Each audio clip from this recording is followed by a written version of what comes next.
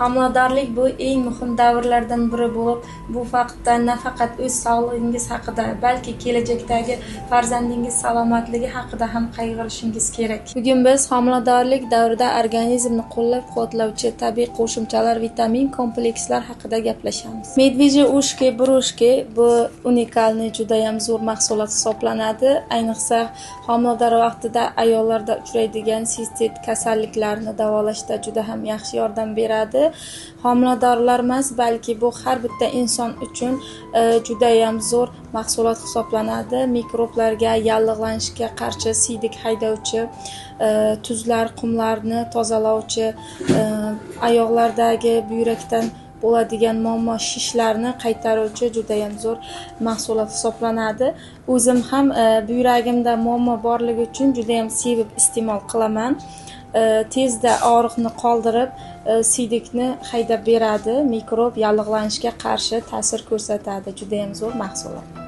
Mama Box mahsuloti aynan homilador ayollar uchun ishlab chiqarilgan juda ham zo'r mahsulot hisoblanadi. Tarkibida sibir o'simliklari, vitamin, minerallar kompleksi va omega 3 kiritilgan.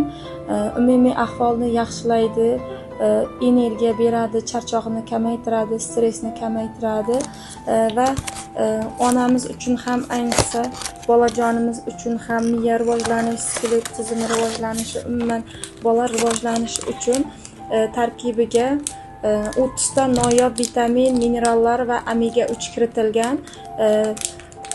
Toksikoz vaqtida ham juda ham yengil o'tadi, qiynalmaysiz, energiya beradi, charchamaysiz, yaxshi xush kayfiyatda yurasiz.